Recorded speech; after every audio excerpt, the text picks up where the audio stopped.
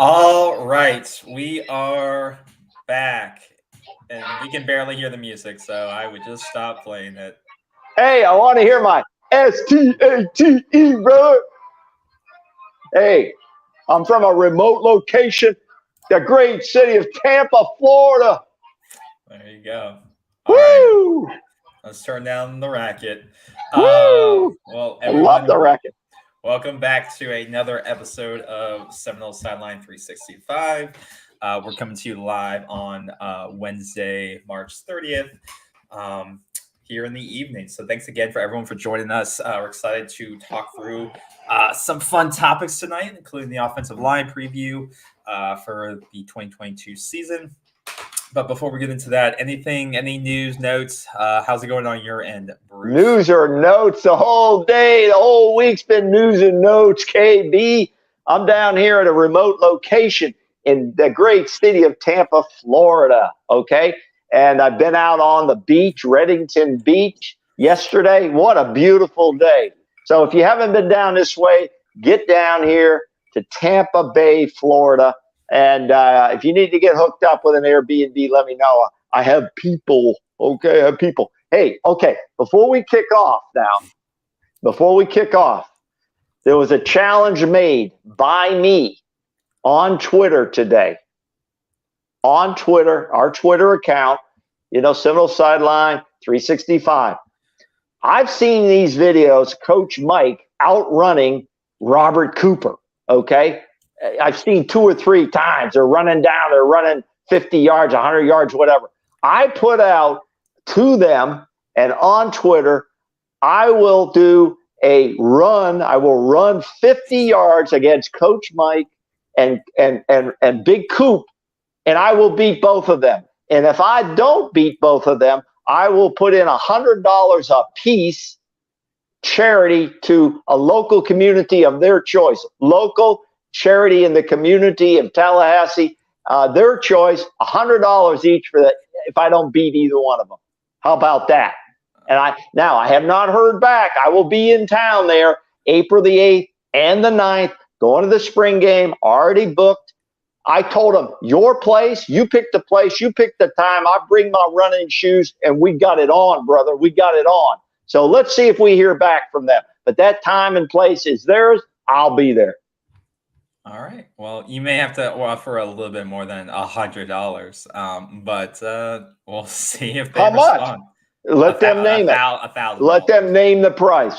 Well, okay. Well, we'll see what they have to say, and if they are interested in your own what your offer is. And you know what? Here's the kicker. I'm 70 years old, and I ain't afraid. I'm built to run, brother. I can still get it down. All right, I'm saying. I'm just putting it out there. We'll see. We'll see. But yeah, there we go. From there's the offer is out there. We'll see if anybody at all responds to that.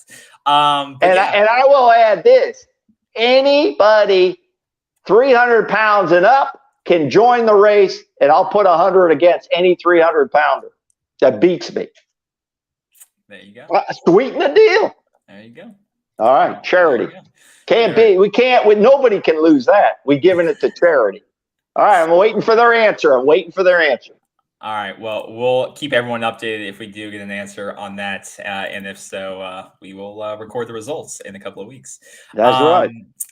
A couple of other news and notes. I think you want to cover those at the end or cover them at the end. At the end. All right, yeah, cool. We'll go at the end. Couple of bigger news notes that we can cover at the end there, so stay tuned for that. But yeah, let's dive into it right now. Our topic for tonight is the offensive line preview.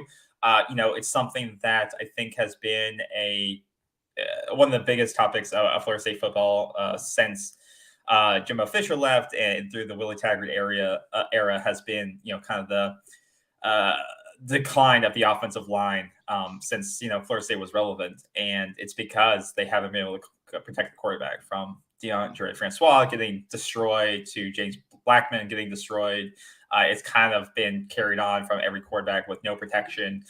From watching Cam Akers getting tackled, attempted to be tackled two or 3 yards behind the line and still making plays. We just haven't been able to really have a solid offensive line, and it seems like 5 to 6 to 7 years.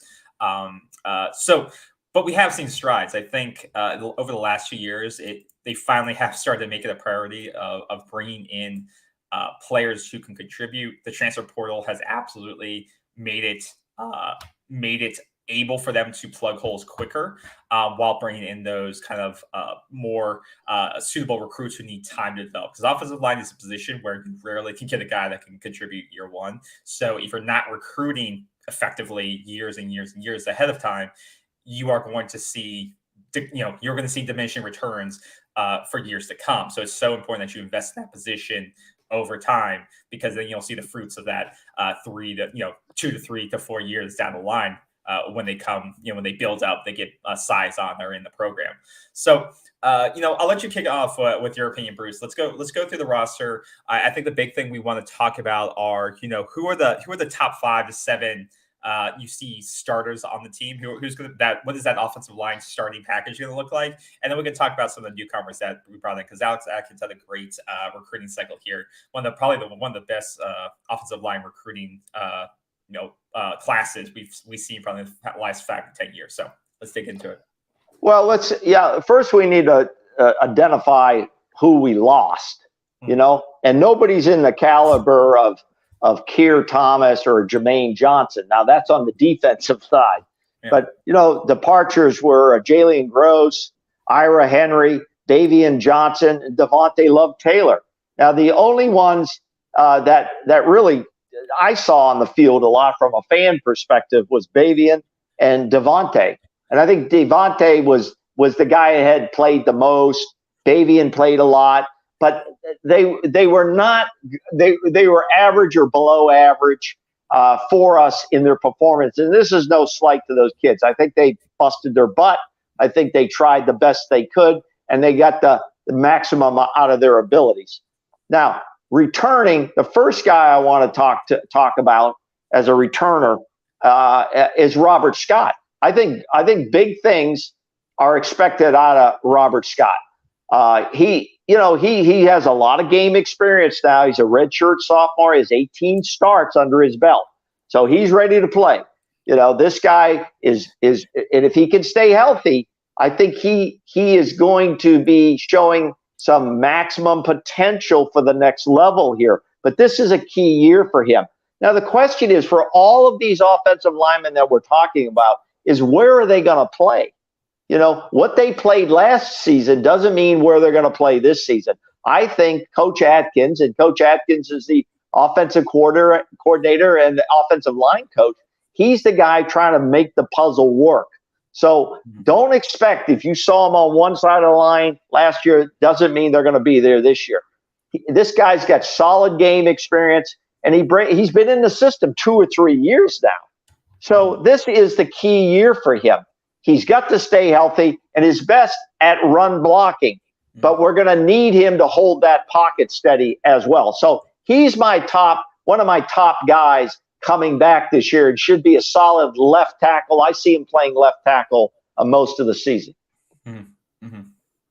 Yep, I would agree with you there. He's one of those guys that's really developed in his time here. I think, like you said, he's going to be a redshirt sophomore this year. So his 3rd year in the program, and is someone who has NFL potential, but he hasn't always been consistent in his blocking. And he's but nobody has. Not just him. None of the line has been consistent. More or less. But that's what they're looking for, is consistency. And he's not. They'll switch him out for other players. We need consistency. And if we're starting to get to the point where they're building a little bit of depth, they still need more. But we need to start seeing consistency if we're going to make a jump in production and performance. So we need to see consistency, especially for guys that have been in the program now for 3 to 4 years and are starting. So that's the biggest thing, I think, with him. Yeah, the next guy that I'm looking at in our top 5 is got to be Dylan Gibbons. Okay, Dylan Gibbons. Now, this guy, again, very experienced guy. He's been in over 40 games at Florida State now and at Notre Dame. Mm-hmm. He started 11 last year for the Noles. He had a couple of games he was out for injuries. He's like the Viking. I call him the Viking. He's got that big beard. He looks like an offensive lineman. He looks like a pro offensive lineman, mm-hmm. And this guy's got the look. He's mature. He's a redshirt senior. He's been around college programs. This is his money year. He knows it. This is it. This is the end of the line. I expect big things out of Dylan this coming season. Now, question is, where do we see him, left or right guard? He's going to play inside for sure. So I think wherever they feel they need him the most, he's going to line up in that guard spot. I project him at left guard, and I think he's a better run blocker than he is a pass blocker. And that's where both these guys, Scott and Dylan Gibbons, have to improve, is on that, is holding that pocket so Travis can get that pass out of there, and hold that pocket. But he must avoid injury. Yeah, I would agree with you. Gibbons is an example of what we talked about, where the transfer portal allowed Florida State to immediately address some of these holes without having to wait for these recruits to develop. And he was buried on the depth chart at Notre Dame, which they always have a great offensive line, and he was able to fight through some injuries last year and be a key contributor. And we hope that, like you said, he can stay healthy this year and continue to be a consistent presence at that left guard spot, especially as a pass blocker. So, like you said, give Travis a clean pocket so we can actually see what he can, expand the field through the passing game versus just running the ball. So I'm excited to see what he does. Like you said, this is his final year. He is the elder statesman on this team. He is the oldest guy on this team. He's the redshirt senior with the most experience. His last year, so he really has. This is his make or break year if he wants to go to the NFL. He may not have aspirations to go to the NFL, but he's the true leader on that offensive line due to experience and due to him being probably the most consistent performer aside from the other guys that have just true raw talent. But I'm looking out for him as well. He also runs, runs his own channel, Big Heart, Big Man, or Big Man, Big Heart. And shout out to them and all his followers. I hope he does well. This guy's a really genuine good guy, even off the field. He does a lot in the community. He's got good community connections. And I think he's been a real true leader on this team. And I think everybody in that locker room, especially in the lines, rally around a guy like this. And so we need him to stay healthy and stay out there on the field for us. Big man, big heart. And we would say, everybody support him. Support him and what he's doing in the community. Love it. Love him. Love this guy. And this goes into, that's a sidetrack to something else, but he did something interesting with NIL, and that he kind of started a nonprofit with his NIL. So he's, generating money, and all the money he generates goes towards the NIL for charitable causes. So it's a cool thing where he turned that ability to make money into a fundraising effort, essentially. And he's, I think, raised over, it says on his website, $30,000 in 23 hours they were able to raise at one point. So that's the cool thing, is that he did something different with NIL, which is really cool. So and he has, and if everybody remembers, he is a big fan up there in Indiana. Timothy, a young man that has some physical challenges, and able to get him down to see some of the games here in Tallahassee. And I think that's a great thing.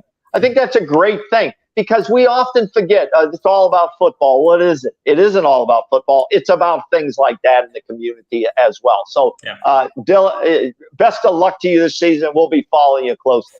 Yeah, absolutely. Okay, my, you got one, or you want me to go? Yeah, I think the next guy that I've been looking at to take a step up is Maurice Smith.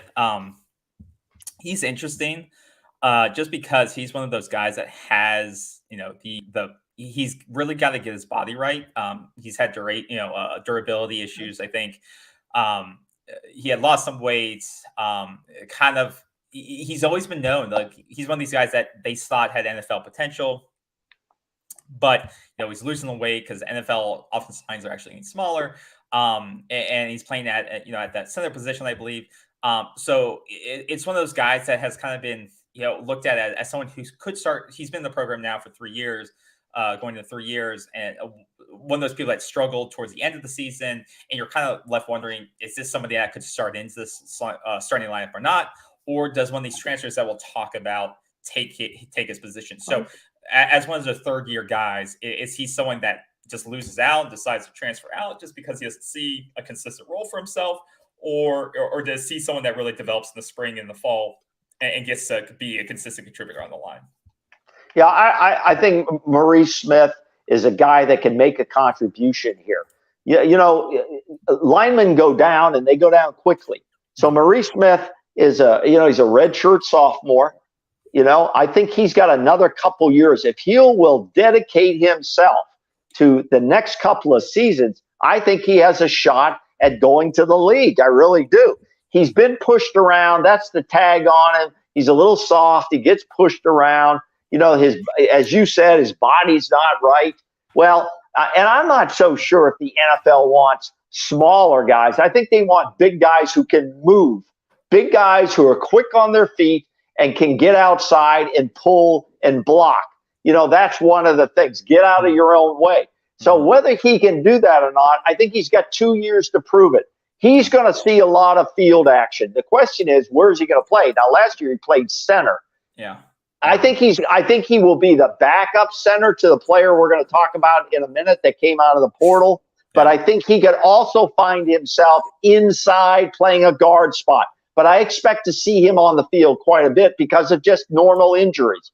I don't think he's going to be slotted as a starter, but we'll see. Mm-hmm. Yeah, I would agree with you there. I think there's going to be a push of competition. They saw center as a place where they didn't get consistent performance, and that's why they made some moves. So it'll be interesting to see what happens at that position. Yeah, the next guy I think we're going to take a look at in the top five, even though we have Maurice Smith in the top 5 guys we need to talk about, I think it's really kind of like top 7. Mm-hmm. But I would say is Darius Washington. Mm-hmm. Now, I think Darius has probably the highest potential of anybody, maybe in the room itself. Yeah. Darius Washington is a redshirt sophomore, so he's got a couple more years to grow. If he looks at it as a 2-year development program, I think he's going to be a lot further along. He's built for a left or right tackle. I think, I don't know which one he's going to be at. I think Coach Atkins is going to figure out, he's got to find him on one of those tackle spots, but which one, who knows at this point. He could be a true leader down the road. But again, staying healthy is going to make the difference in his development over the next 2 years. Yeah. I think that's kind of the consensus across the entire FSU base is that this is a guy that has the most raw potential and had it, 6'4", 285.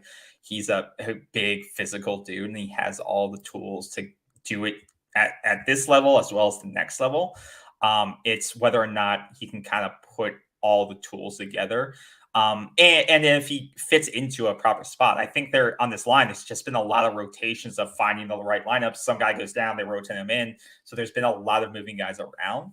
But I think the expectation is this is year he will perform, and they expect a lot out of him. And then he'll get another next year, even more out of him. So I think he's one of those guys that they are leaning heavily on to perform well and perform consistently of the top 5 or 7 guys we're talking about here today. So yeah. One of the things that I think is important, and listen, I've never coached the offensive line, but I've been around football a long time. I've played football, and I'm not a big fan of I know injuries make you have to move guys around. Like, we're going to play at left tackle this week. Next week, he's at right tackle.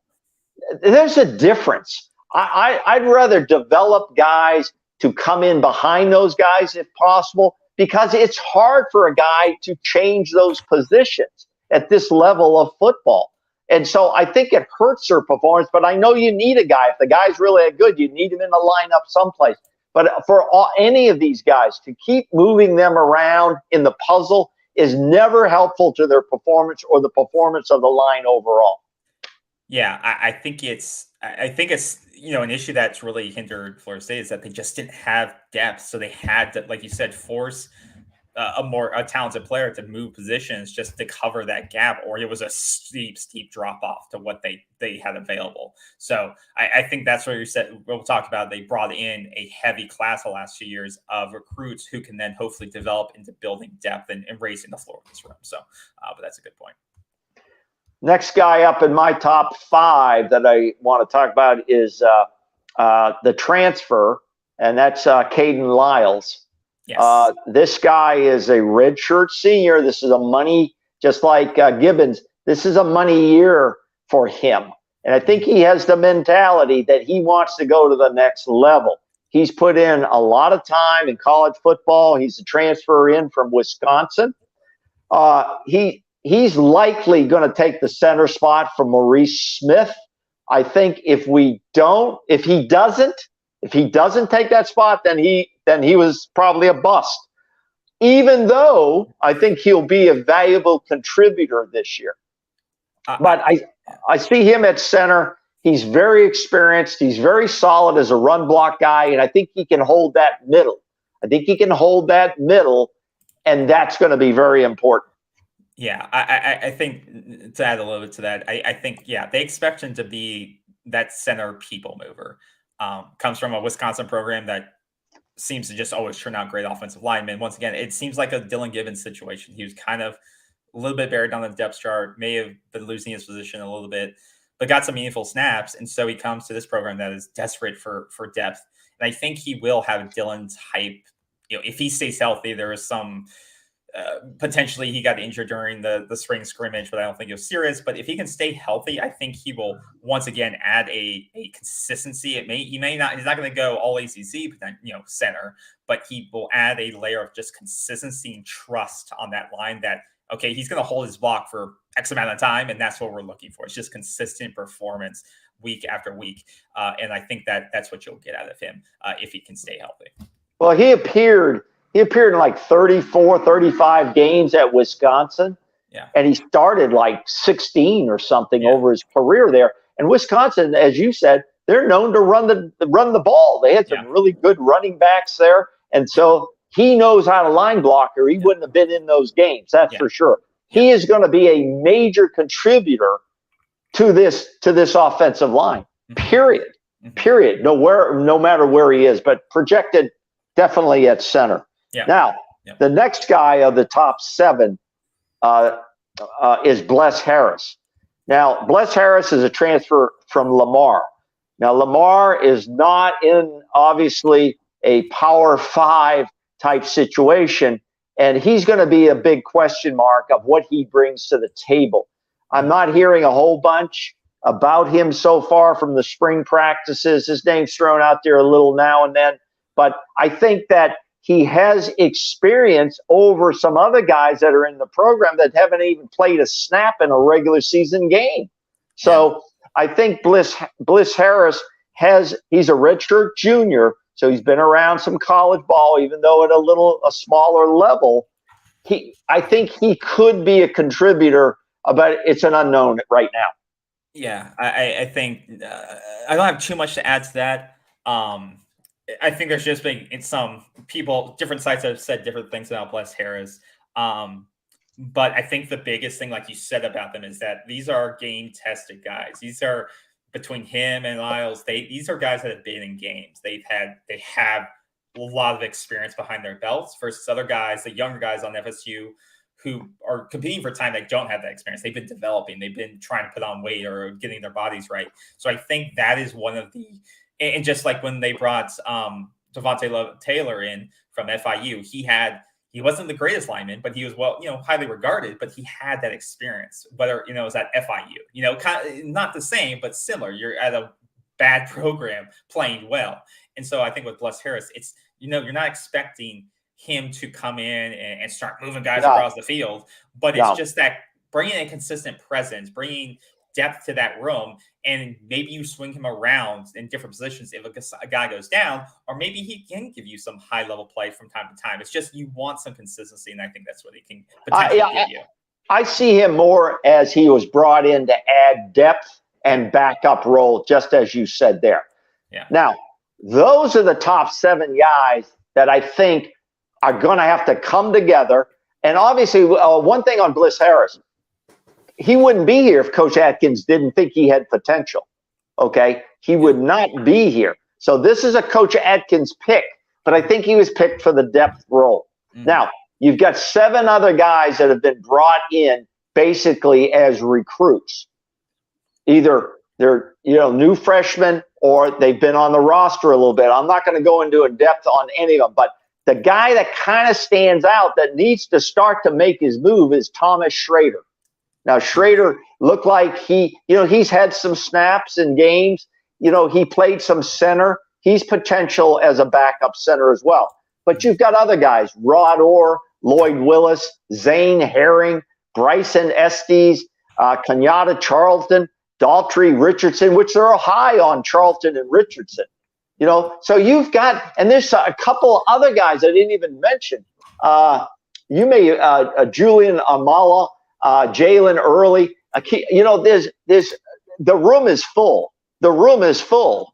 But some of these guys, they're not going to be on the field. They're going to be on the scout team and just gaining experience, not on the field, for development down the road. It takes a couple of seasons to develop a guy. So they've got a room full of guys. The question is, who will be those solid group that makes this team work? Yeah, I think 3 of the guys you mentioned, Armella, Early, and Sapp, those are freshmen. 3 of them are early enrollees, but they're 4-star guys. So those are guys that you're going to develop for a couple of years. But that's part of that depth. You brought in 5 total offensive linemen in National Signing Day. 4 of them 4 stars, or 3 of them 3-star, or 3 of them 4 stars. 2 of them high 3 stars. And so those 5 guys are not going to play probably in the first 2 years. Right. Maybe Armella, maybe Charlton. Potentially, but no, you don't expect anything of those guys right away, and that's why you bring in these transfers to give you that immediate depth.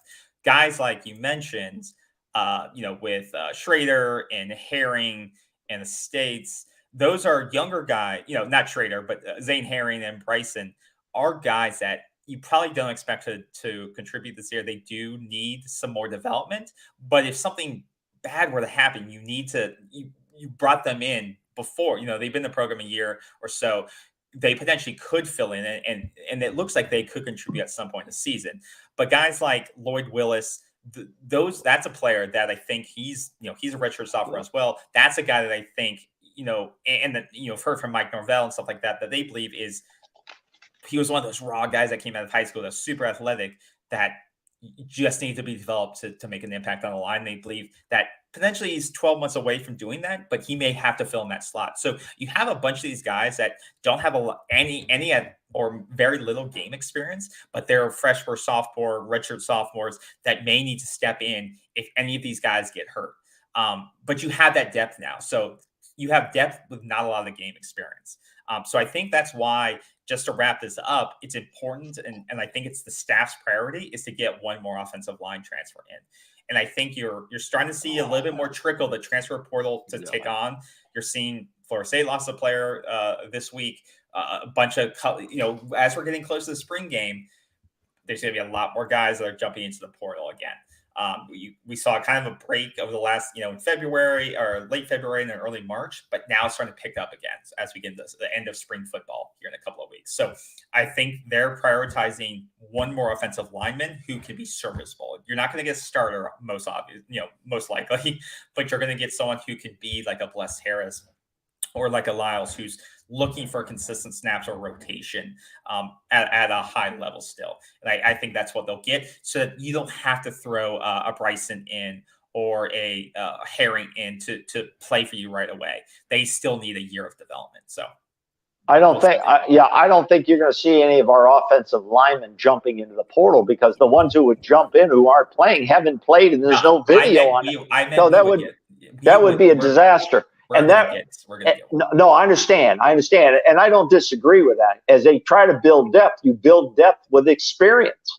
That's in any occupation. You bring in a guy that's had reasonable stats under certain conditions, and you think he can help your team. But none of our offensive linemen are going to be jumping in the portal because they wouldn't be taken by anybody except our top 7.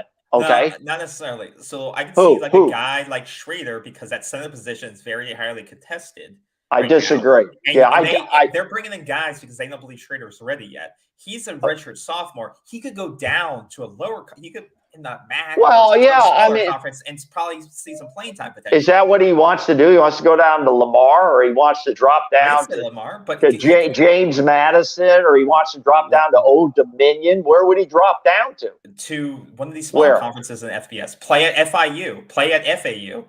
Yeah. Okay. Why does a guy want to sit on the offensive line for 3 or 4 years while they actively recruit for his center Okay. position? Well, he has to make that decision with him and Coach Atkins to say, I don't, a reasonable decision is you reach. I don't see your performance at this point that's going to put you on the field at this level. And that's a fair discussion to have with any player, anybody in any business. You're not playing at this level at this point. Here's the things you need to do, to beat that. So I'm not disagreeing with you, but I think is any of our guys who aren't playing to drop down, what you're saying is they'd have to drop down a level. They're not going to get picked up by a Power 5 team because they don't have the video, they don't have the film. Yeah, no, that's what I'm saying. That they would drop down to a group of five. They wouldn't be ACC or SEC. They would drop into a smaller conference. Yeah. And when a guy does that, his chances of going to the league are basically over. Basically over. Okay. He's basically not necessarily, because if he goes to a smaller school and gets significant playing time and shows that he can play, then he can transfer right back out his graduate year. So that's not necessarily the case. I read a very good article by a guy. I'm not going to get into all the specifics, but it was about the dangers of jumping in the portal. Everybody thinks this is my way out. This is my way out. And the guy jumped into the portal, and he had pretty good numbers, and he can't find a job now. So it's very, and he didn't have any personality issues and stuff like that. But, kids have to be really careful when they jump in the portal to make sure where they're going, in that regard. Now, let me wrap up the offensive line with this. First of all, I hope the coaches keep their assignment football as simple as possible. I think college football is so complicated today for all the player positions. These kids can't even use their abilities because they're trying to remember where the hell am I supposed to be? And when you take that and they're thinking too much, they can't use their physical attributes to really control the game. So that's number one. Assignments, and how we give it to the kids. The next thing is execution. If the assignments are too difficult to understand per the play, they're not going to execute. Number three, hold everybody accountable. And I'm hearing that's going on in the locker room, that the leaders on the team are holding others accountable for their plays. Very important. And the last one is help. We need to make sure we're bringing in the right people to help this program. That's very important. If you bring in guys just to bring them in, you can just destroy the team morale. So it's got to be those things. I think those are very important. Yeah, no, I agree with all those things. And one other thing on offensive. The hardest guy to evaluate, especially out of high school, is an offensive lineman. Mm-hmm. It's the hardest guy to really find who can live up to the evaluations. Otherwise, look, we got about how many guys in the room there? 18, 20 guys almost. I'm not going to run the numbers, but that shows you how difficult it is because these guys dominate in high school. But high schools are all at different levels. You have single A, triple A, 5A, and they're working against guys that are much smaller than them in the most time, and they're putting on tape exactly what they expect to see that they know coaches want to see. Very difficult to evaluate. Yeah, absolutely agree with you there.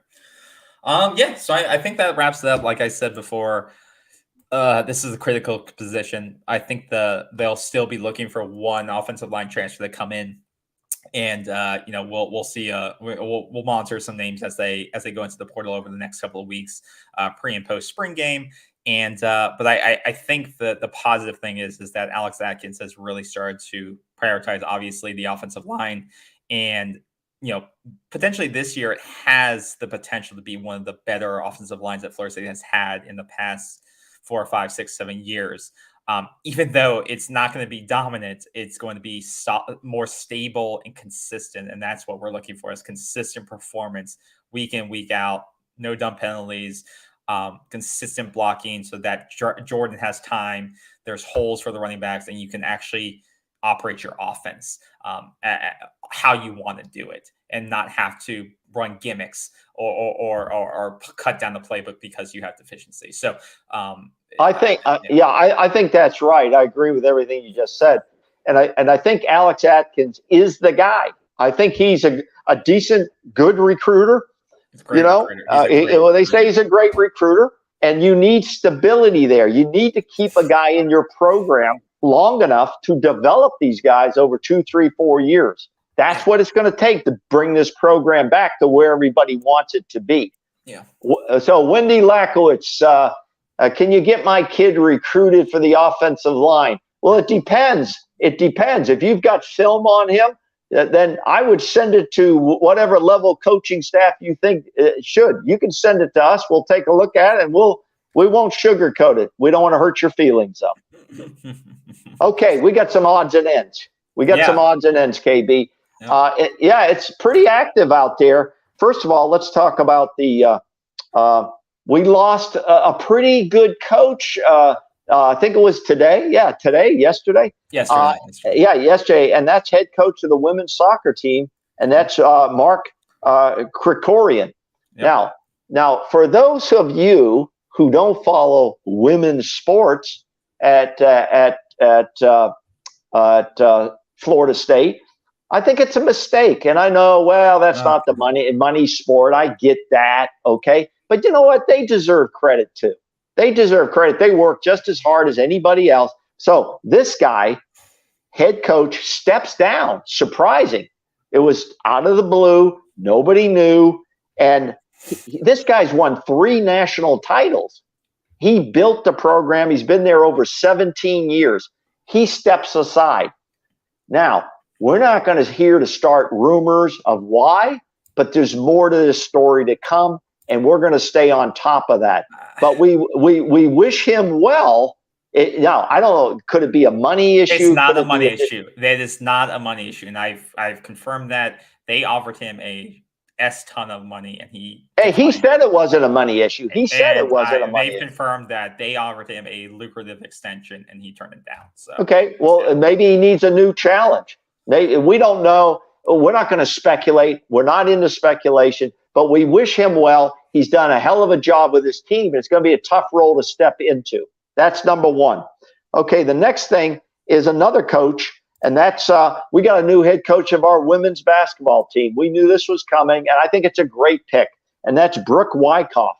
She's a former player, All-American. This when she was a young lady playing ball there, she was a leader.